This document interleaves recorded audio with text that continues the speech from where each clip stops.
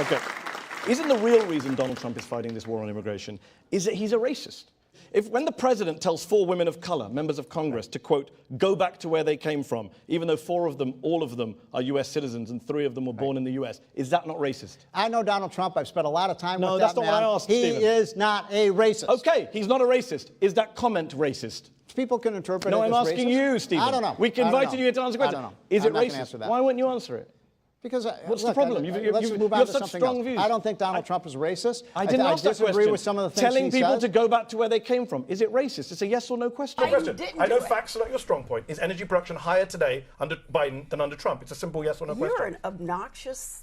See, facts don't care about your feelings. Are Americans wrong when they have this feeling? Well, the feelings I'm oftentimes are obnoxious generated because I asked from you if energy production is higher today than under Trump. You're that makes me obnoxious because I'm asking you why you would say that I mean, I'm Biden obnoxious. didn't thwart... You're a racist. We want to play that game? You said Obama is not born in America. He's not one of us. I said that? Yeah, you said Trump is doing a great job asking for his birth certificate. I said that? You said he's not one of us. You said he jives and schmucks. Should we go down the record? You're going to call me obnoxious? Why don't you talk about your racism? Yeah. But you're always very keen to put it all on Israel. No, because if we're talking about... I try and be a little bit more like, hang on, when you commit a terror attack on the scale of October 7th... You both sides occupation and illegal... No, I don't. Yeah, you are. You just said, I don't. I try and be fair. You can't be fair to an occupier. By the way, when we talk about Russia and Ukraine, this is what frustrates me. And I know my friend Owen Jones sat here and said the same thing to you. When we talk about Russia and Ukraine, you don't do both sides. You blame Russia as the invader and occupier. You don't do that with Israel. That is the double standard on your part. That's true.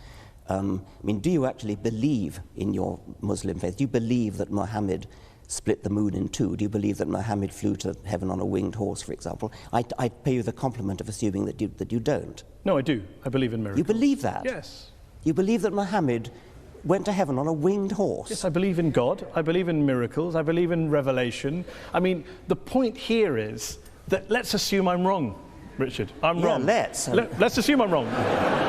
I'm wrong. I'm happy to concede that, Richard. I'm happy to concede it. I'm wrong. All religions are wrong. God does not exist. We're all mad. The issue is we exist. Your view. I'm fascinated by how somebody, a respected, sophisticated journalist in the 21st century, can believe that a prophet flew to heaven on a winged horse. Let me ask you this. Are all people who hold beliefs in God and in miracles and the supernatural, do you regard them all as intellectually inferior to you? One of the most common questions that I get from young Muslims is about interfaith relationships. I'm a Muslim, I've fallen in love with a non-Muslim, Yes. Is there any hope for us? And they usually say something along the lines of that my parents and their imam insist that Islam stops interfaith marriage. Is that true?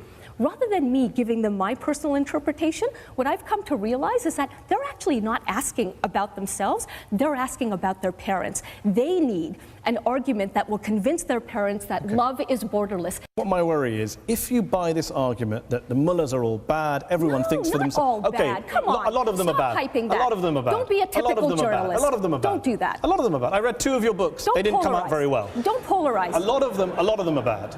We think for ourselves, we don't allow them to monopolize power, end the power game, etc.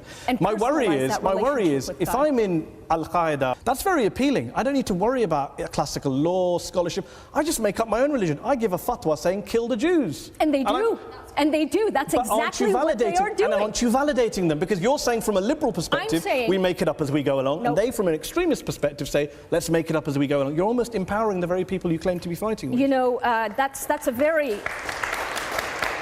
Because he's given a very long film here in which he talks about community leaders. There's a very interesting point he made about community leaders. Not really. He said that they don't speak on behalf of Muslims. I agree with him. No community leader I've ever met has claimed to speak on behalf of all Muslims. You think I've got a right to tweet the cartoon and you agree with my film. What's the debate? I agree with your film because it's a series of straw men. For you to come along and say that you're this great dissenter and reformer speaking out against Muslims. You did in the film, and the reason Newsnight invited you on here is to give that impression. There are people with actual grassroots support in the British Muslim community who are fighting for gender rights, who are fighting against extremism, who are fighting to have debates about religion. Majid, sadly, with great respect, very intelligent guy, very articulate, doesn't speak for them. It has zero credibility in the Muslim community, is loathed by many Muslims because he goes around demonising mainstream Muslim organisations as supporters of Al-Qaeda. He goes around taking government money and parroting the government line on extremism. He goes around promoting ex-leaders of the EDL. All right, I want to bring in... The Hamas spokesman saying on camera after October the 7th, we are going to keep doing this again and again and again. That's different. It's much worse because the Israelis are literally doing it as we speak. And they have a charter to get rid of it. It's much worse, Piers, they have a because charter the Israelis have killed Israel. tens of thousands of people. Yeah, but see, they have tens of thousands of Palestinians. You and I, Mehdi. Hold on, Piers. Yeah. So does the Likud Party. 1977 Likud Party charter. What does it say? Between the sea and the Jordan, there will only be Israeli sovereignty. River to the sea. That's the Likud charter, Piers. I haven't heard you criticize the Likud charter. Hamas. In fact, tonight, the colonel knows that hundreds of people went to Netanyahu's house and screamed, "You have blood on your hands." Israeli protesters. I guess they're all Hamas, right? The Israeli position now is anyone who disagrees with them is Hamas. I'm guessing tomorrow they'll say CIA Director Bill Burns, who was involved in this hostage negotiation deal, he's Hamas too. Everyone's Hamas. And as for deception, I mean, come on. The colonel was a spokesperson for the IDF, which has spent the last 6 months lying. Abby, your network has debunked multiple lies that the Israeli military has told. CNN's Jeremy Diamond, I urge all your viewers to go and watch your colleague Jeremy Diamond's report on 10 kids killed in the Al-Maghazi refugee camp last month. The Israelis said we had nothing to do with it. And yet Jeremy interviewed 3 munitions experts who looked at the evidence and said, yeah, Israel killed those 10 kids. So when we talk about deception, we're learning from the masters here. She's on the planet as well. 19-year-old student, Shaban Ahmed, software engineering student at Al-Azhar University.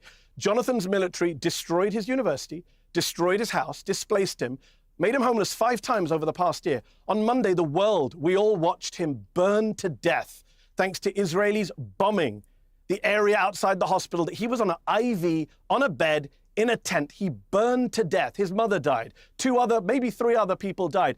I'm not sure how Jonathan still comes on these shows and defends that kind of barbarism and open war crimes. I'm not sure how Jonathan sleeps at night watching people burn to death thanks to the military that he served and is now being investigated both at the International Court of Justice and the International Criminal Court. I think beating demonstrators is a mistake. Yes, I'm admitting it. When you torture people, it's more than a mistake. It's shameful. Okay, well, on the issue of shamefulness, when I was in Ramallah, I drove past a building which I was told was the Palestinian presidential palace. Cost several $1 million. It was grossly, obscenely big. I'm wondering, why does the president of an occupied people need to live in a palace? It's not built for him, it's for our guests. Which guests? And what you call the presidential palace is a guest house. We have parliamentarians from all over Earth, we have NGOs coming to visit us and so on. So where are you going to keep putting them? In the moving bic at $300 a night? We can't afford it. This is why we built this guest house, and please come and visit it. And if you come, I will have you stay there. We did.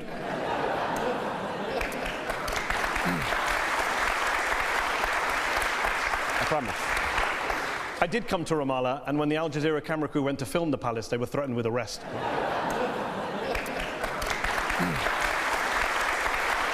We talked about in part one. We are settling it out. We're worried. The rest of the world doesn't want a nuclear war because your two countries can't sort it out. You worry about many more things that are happening. Your ISIS can catch hold of nuclear weapons.